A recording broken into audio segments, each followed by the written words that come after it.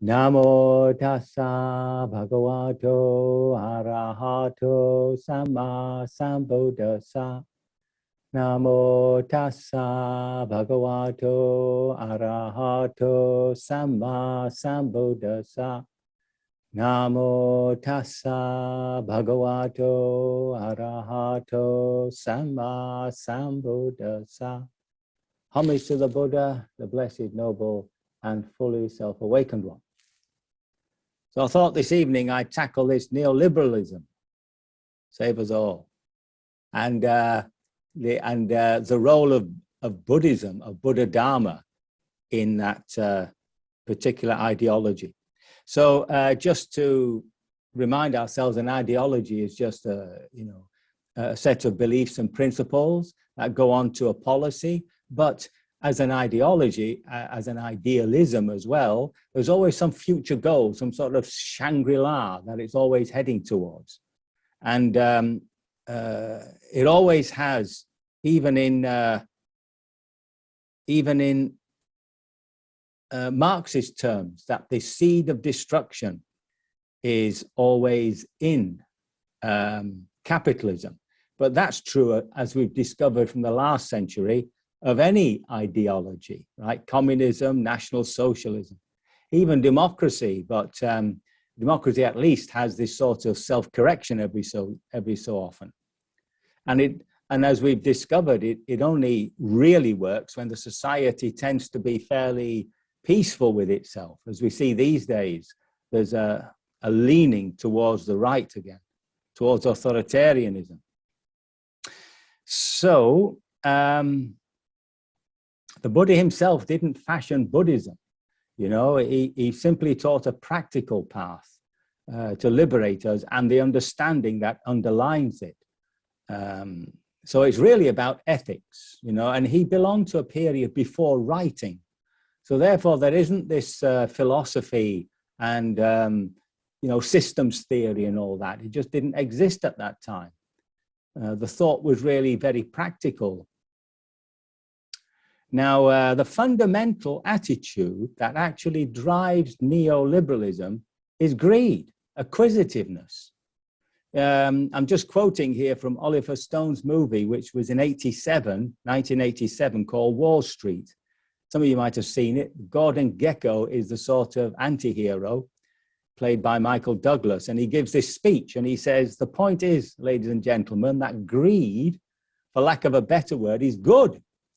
Greed is right, greed works, greed clarifies, cuts through and captures the essence of the evolutionary spirit. Greed in all its forms, greed for life, greed for money, for love, knowledge, has marked the upward surge of mankind. My, doesn't sound. So what it does is it makes you a very special human being. You're out for yourself. This sort of very selfish attitude that I should have what I want when I want it. If you remember Frank Sinatra's old song, I did it my way. And of course, it's a corruption of what Darwin said. Darwin, I quote him here, it is not the strongest of the species that survive, not the most intelligent, but the ones most responsive to change. So this word fittest actually means adaptable.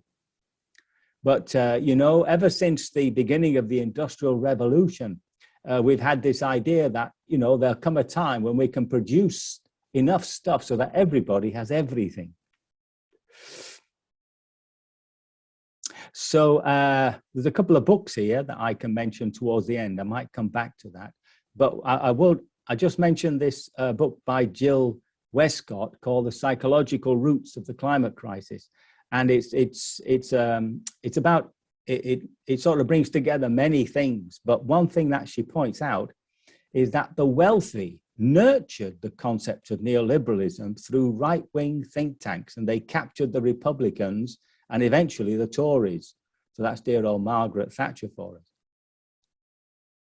So now this acquisitiveness, this greed, it operates in a market, right? So we're all now entrepreneurs in this market, and we're all want everything all at once.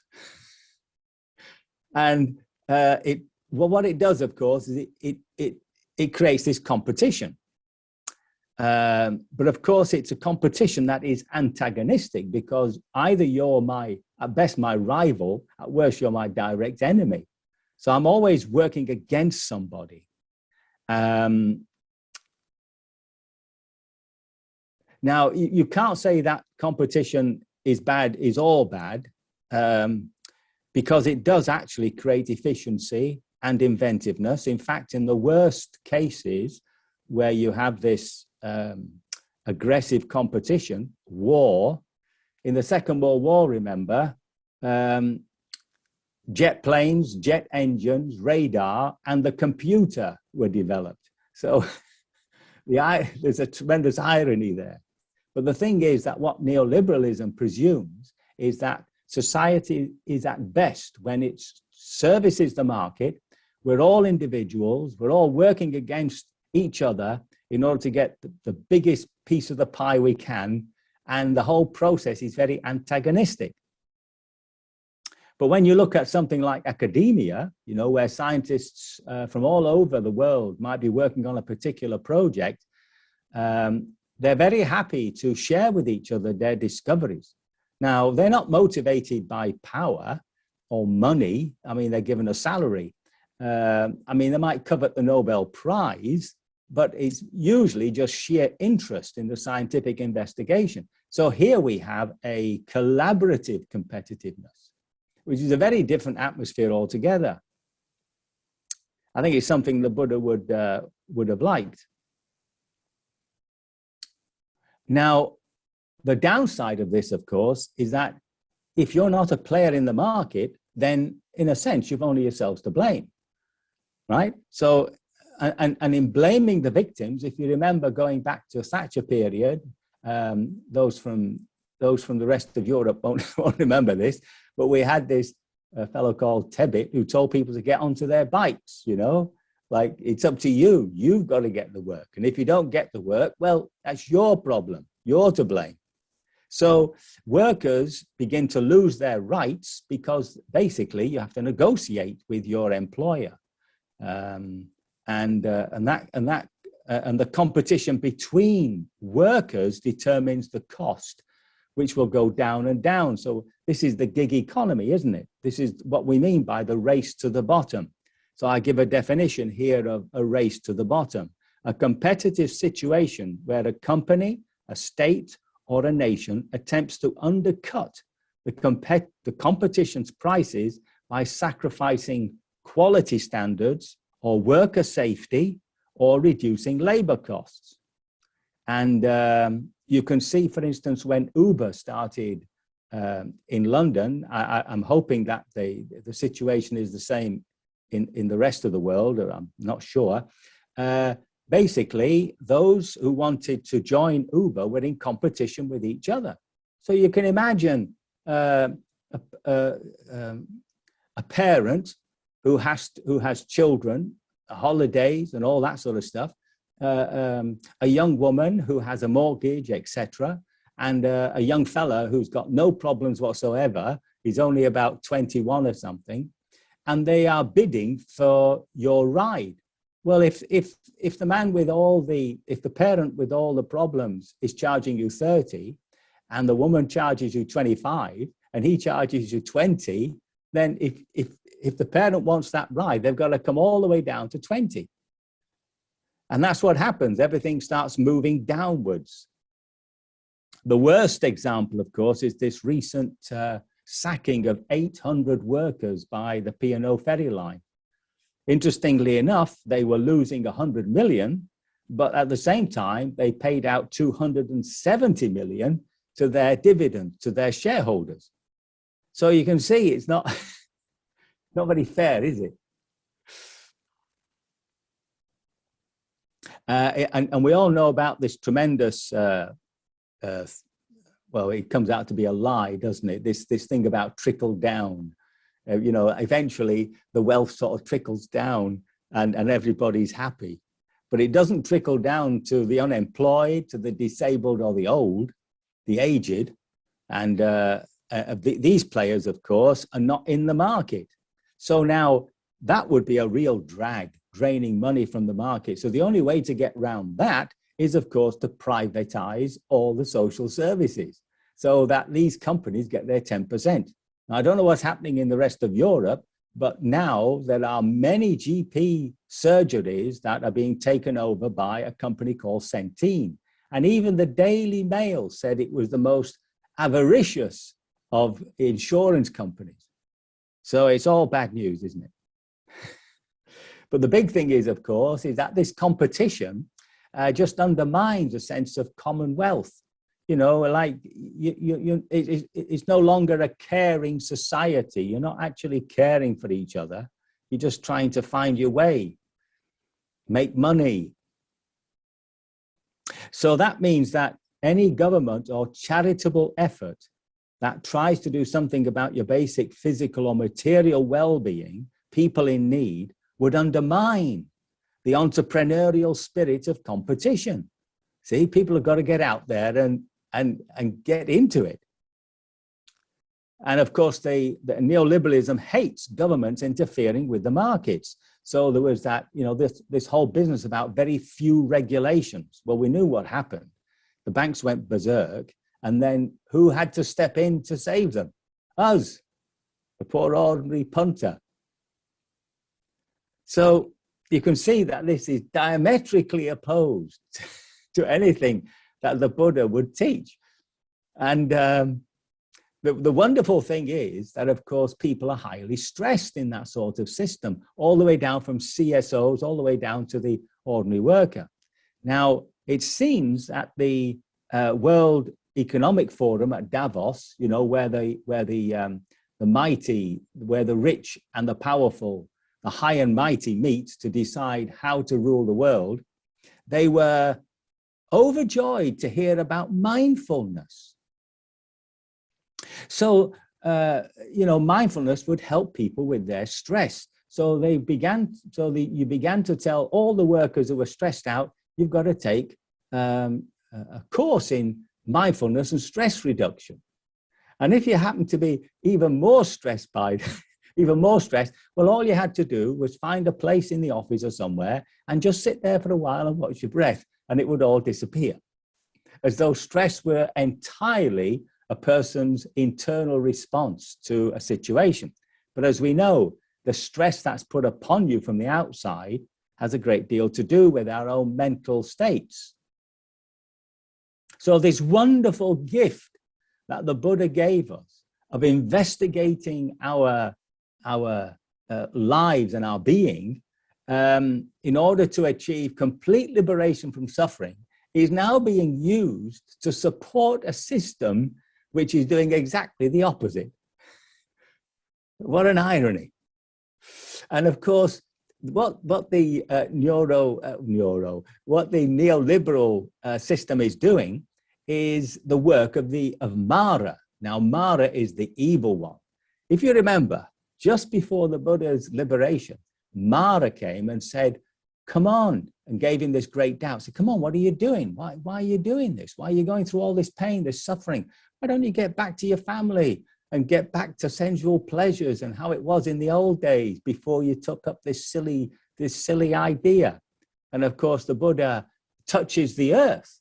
Now, this is the important thing. He touches the earth, and the goddess of the earth arises and says to Mara, no, the Buddha has every right to do this because he has perfected the virtue of generosity. Okay? So in other words, the Buddha's, should we say, commitment came from his desire also to free everybody from suffering. And this is really something that undermines the neoliberal agenda, the idea that we can actually be like citizens who are helping each other. So if you remember, during the lockdown here, suddenly neighbors realized they could help themselves. It was unknown. You could actually knock on a neighbor's door and say, how are you doing? And be there to help them out. This was a new discovery, it seems. So now, just before I carry on with generosity, the question is, what can we personally do? Well, the obvious thing, of course, is to be aware of what we're buying. So, you know, not to support these satanic factories in Bangladesh and Cambodia and even in China. But coming back now to generosity, I don't know where I'm sure you've noticed that when you do something out of a sense of care for yourself, like you might buy a warm jumper or something like that, there's always a feeling good about that. You feel good about yourself. You're caring for yourself. Have you noticed that when you care for somebody else, when you look after somebody else, when you buy something for somebody, when you give something for somebody else or spend time for somebody else, the joy that comes from it is much more long lasting. And it's that shift towards, you know, going away from this me towards we is where we can begin to find a different sort of economic system. Of course, that sounds a bit glib, you know, me to we and all that. But basically, it's that sense of, you know, to bring back that sense of community. And I would just like to end this lovely quote that I've got from the Buddha. If beings knew, as I knew, the results of giving and sharing, they would not eat without having given, nor would the stain of miserliness overcome their minds. Even if it were their last bite, their last mouthful, they would not eat without having shared, if there were someone to receive the gift. But because beings do not know this, as I know, the results of giving and sharing, they eat without having given, and the stain of miserliness overcomes their mind.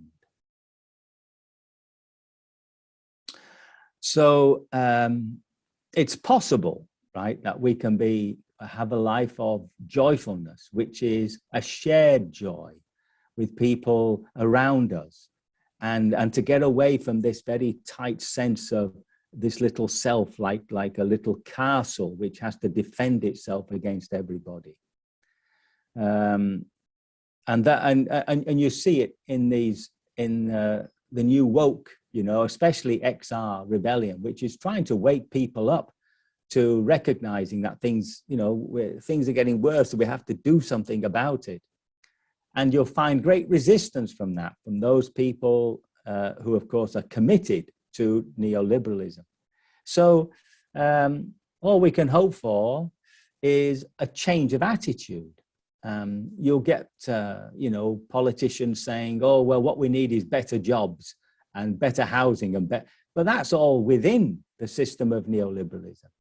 So in a sense, if we're going to move towards something which is much more just, much more equitable, much more kind, much more caring, it's that fundamental attitude that has to change. And let's hope that when it does happen, because the seeds of destruction are within capitalism itself, when it does happen, hopefully not in the near future, let's just hope it's not another ideology, because that again will create problems. And what the Buddha is saying is, if you ground yourself in the right attitude, and you recognize that times, that the situation and times are in a constant flux, then you can always come at a particular situation, not from some preset view and opinion, but from this attitude of compassion, of sympathetic joy, of caring, of love, for heaven's sake. Anyway, I hope my words have been of some assistance, that they have not caused even greater confusion, and that by your commitment to the good life of compassion and joy, you will be liberated from all suffering sooner rather than later.